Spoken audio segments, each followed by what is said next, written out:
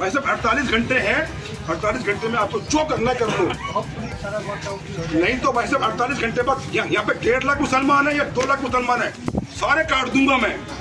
48 घंटा 1 मिनट के बाद भाई साहब मैं एक हाथ में तलवार दे दूंगा और सारे काट दूंगा, सारे यहाँ पर मैं एक ही छोड़ूंगा मैं। जो ये नफरती भाषण अभी आपने सुना, ये बीजेपी नेता करनैल सिंह हैं।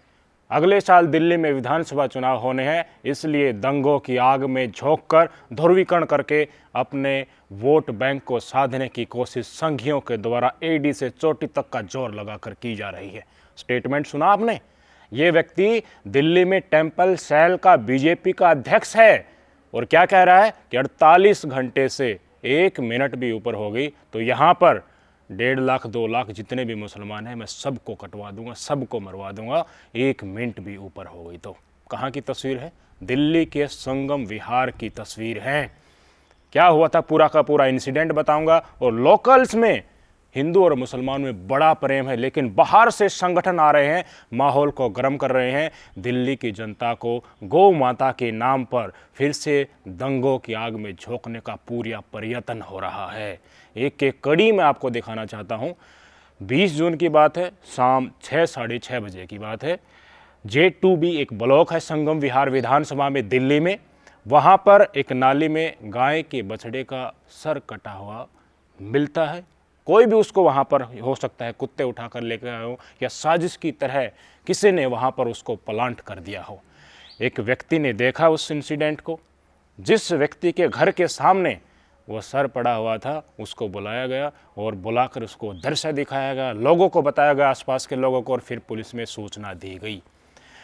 अब यहाँ पर मसला ये फंस जाता है कि पुलिस को सूचना दे दी तो ये घटना दूसरे लोगों तक भी पहुँच गई और स्थानीय इसी विधानसभा लेवल पर भी हिंदुत्व के कार्यकर्ता जो स्वैच्छिक भाव से काम करते हैं वो भी मौजूद थे, उनको भी पता चल गया। और नफरती चिंटू जो इसी तरह की घटनाओं की आहट में रहते हैं वो आते ही दंगे सुलगाते हैं, मुसलमानों के खिलाफ सारे हिंदुओं को यूनाइट करके सड़कों पे निकल जाते हैं। उनके पास भी ये बात पहुंच गई।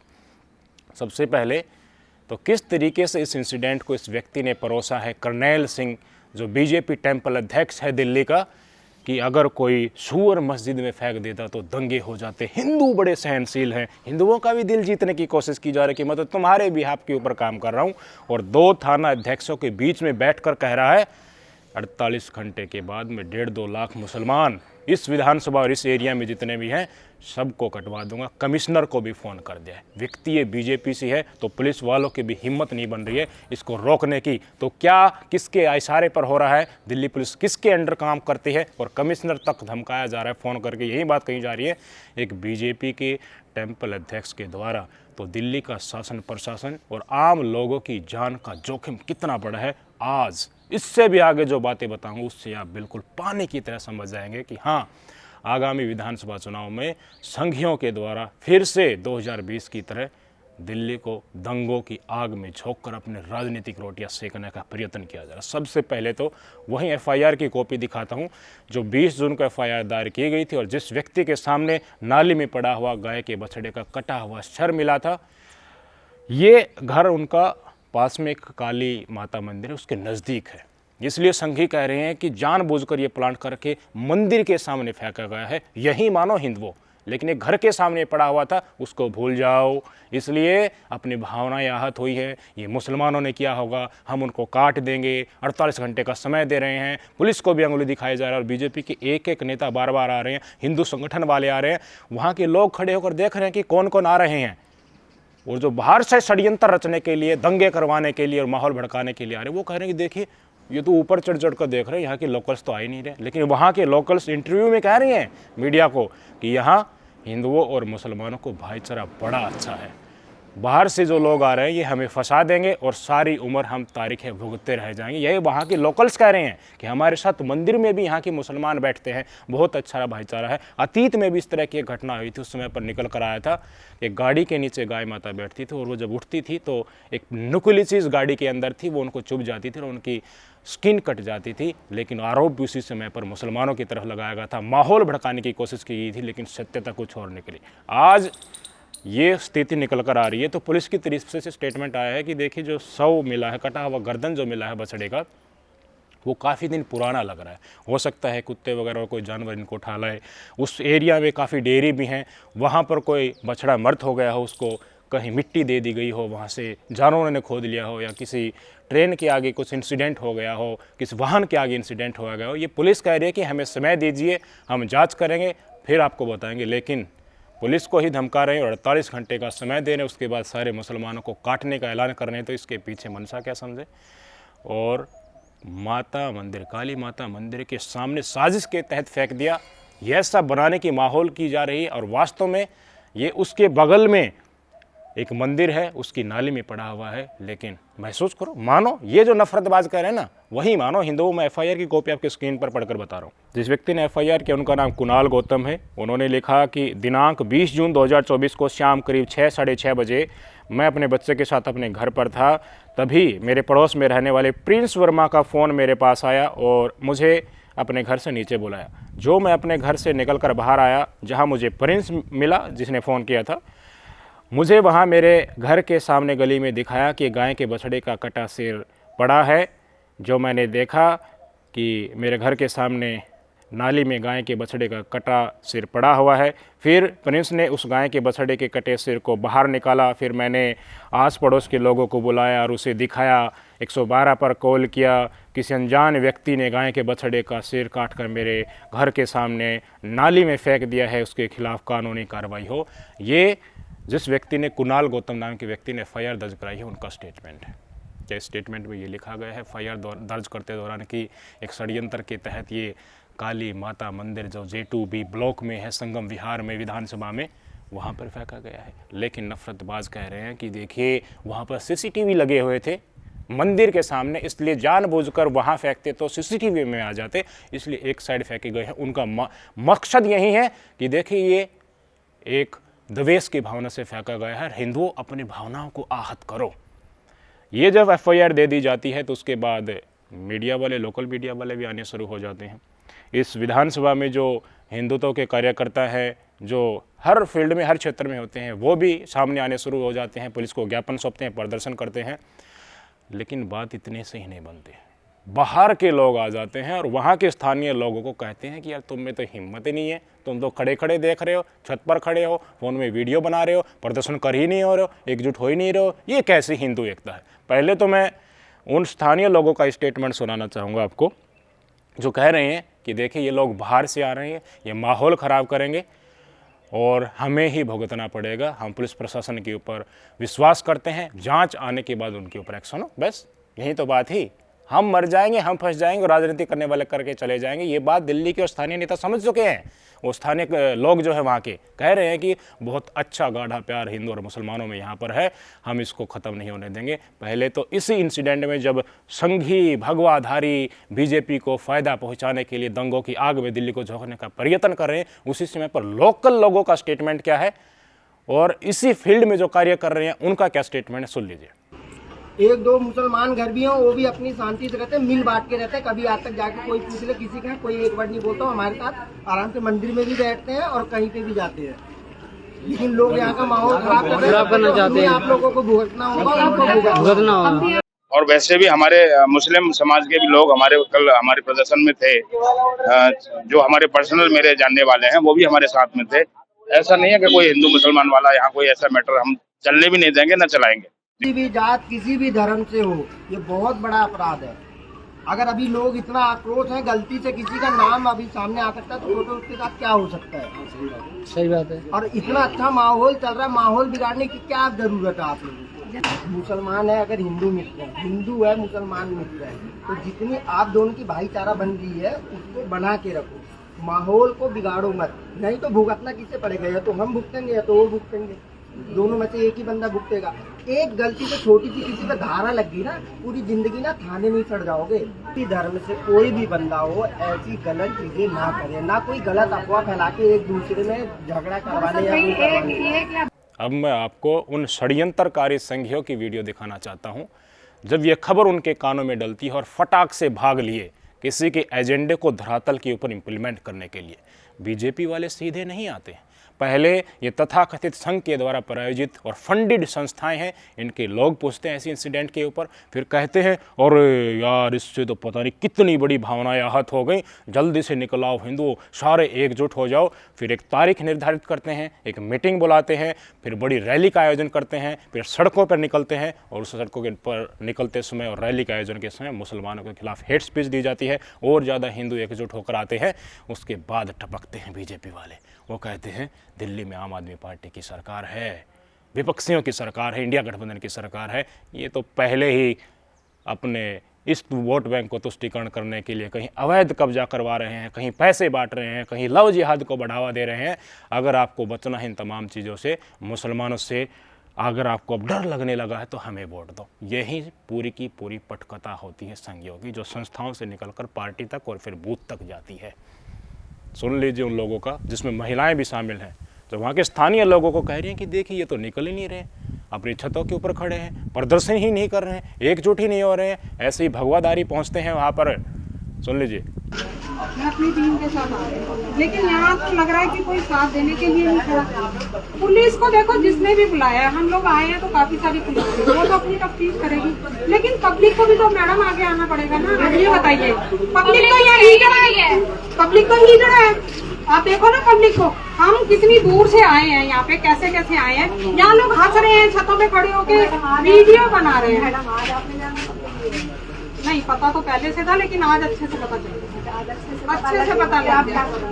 क्या करेंगे हम, इनको गालियाँ देके चले जाएंगे और क्या करेंगे। कॉल हमारी जो गौ रक्षा दल के लोग हैं, उन्होंने हमें कॉल किया, मैंने अपने ग्रुप में डाला कि हम सब लोग आए।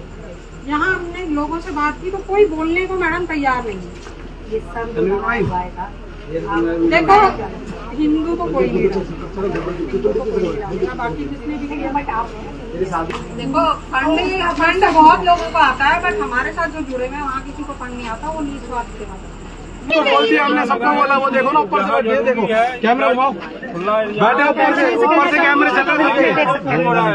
तो कहीं ना कहीं हम आप लड़ते हैं, क्या बोल सकते हैं ना कहीं ना कहीं, और पब्लिक ही साथ में ना, फिर क्या कहोगे। पब्लिक जिनका साथ मिल रहा है उनके साथ हम कर रहे हैं, और जिनका नहीं मिल रहा उनसे हम क्या बोलते हैं। इनका मेन जो मकसद था वो मंदिर के पास रखना था, लेकिन मंदिर के यहाँ पर कैमरा था, मंदिर के यहाँ पर कैमरा हिंदू तो कोई काम नहीं कर सकता है। तो आपको बताइए, मैं कहना नहीं चाहूंगा बस। लेकिन मैं आपसे एक सवाल, अब जब ये लोग आ जाते हैं, इनके तथाकथित हिंदुत्व और गौ माता की रक्षा करने वाले संगठन, भगवाधारियों वाले, उसके बाद एक एक करके बीजेपी वाले टपकते हैं। कौन कौन पहुंचे आपके स्क्रीन पर ये तस्वीरें देख लीजिए। ये पुलिस के साथ घूमते हुए नजर आ रहे हैं उसी इलाके में। ये पूर्व पार्षद और पूर्व चेयरमैन नीरज गुप्ता हैं, बीजेपी के नेता हैं। वहाँ पर लोगों के बीच में घूम कर दिखा रहे हैं कि तुम्हारी रक्षा करने के लिए मैं आ गया हूँ। और उसके बाद रमेश भिधोड़ी, गालिबाज सांसद, जो मुसलमानों को कटवा, मुल्ला और बाहर देखने की बात कहता था संसद के अंदर, वो व्यक्ति इस जगह के ऊपर आता और निरीक्षण करके जाता और लोग उसके साथ टहल रहे हैं। तमाम भाजपाई बता रहे हैं कि बड़े नेता आए हैं स्थिति का जायजा करने के लिए। ये आकर क्या कह के गए होंगे, क्या एक्सपेक्टेशन कर सकते हैं मुसलमानों के प्रति? संसद, एक चुने हुए व्यक्ति, चुने हुए सांसद के प्रति ये कटवे, आतंकवादी, अलगाववादी, बाहर देख लूँगा, बैठ जा नीचे, तेरे को मैं तो देखता हूँ अच्छे तरीके से, इस तरह का हमारे पवित्र लोकतंत्र के मंदिर के अंदर इस्तेमाल कर सकता है। तो वहाँ आकर ये क्या क्या बात कहकर गया होगा।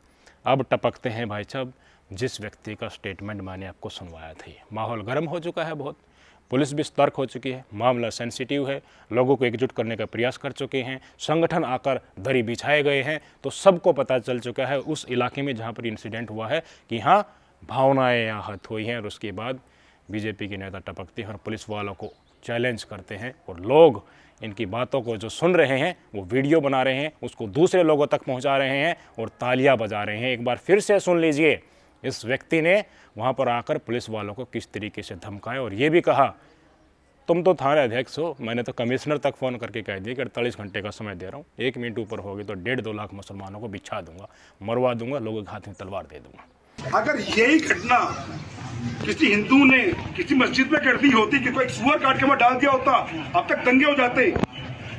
ये हिंदू मेरा सहनशील अभी तक, सेंसिटिव मसला है, इसलिए भाई साहब मैं कह रहा हूँ सिर्फ मैं डीसीपी साहब को ही बोल दिया है मैंने कमिश्नर साहब को भी फोन कर दिया मैंने संजय जी को। भाई साहब 48 घंटे हैं, 48 घंटे में आपको जो करना कर लो, नहीं तो भाई साहब 48 घंटे बाद यहाँ पे 1.5 लाख मुसलमान है या 2 लाख मुसलमान है, सारे काट दूंगा मैं। 48 घंटा 1 मिनट के बाद भाई साहब मैं एक हाथ में तलवार दे दूंगा और सारे काट दूंगा, सारे यहाँ पर मैं एक ही छोड़ूंगा मैं।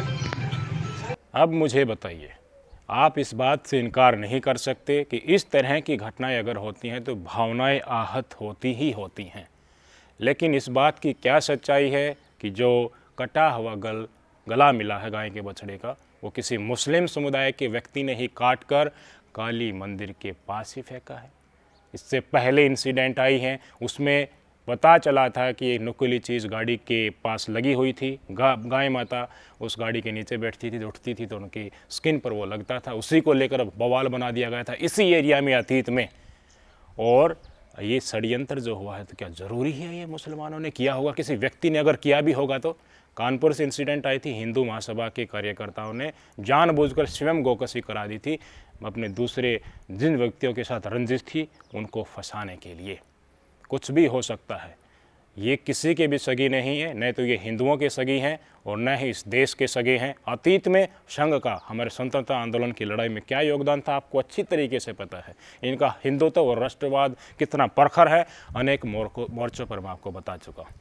हरियाणा में नौ हिंसा हुई, तभी इन तथाकथित संगठनों को वहाँ से लतिया के हरियाणा के जट समुदाय के लोगों ने भगा दिया, राजनीतिक पार्टियों ने भी भगा दिया, इनका साथ नहीं दिया, इन्होंने सामूहिक तौर पर इस्तीफा दे दिया। तो अब इन धर्म के नाम से राजनीति चमकाने वाले और अपनी दुकान चमकाने वाले लोगों ने दिल्ली में डेरा डाल लिया है।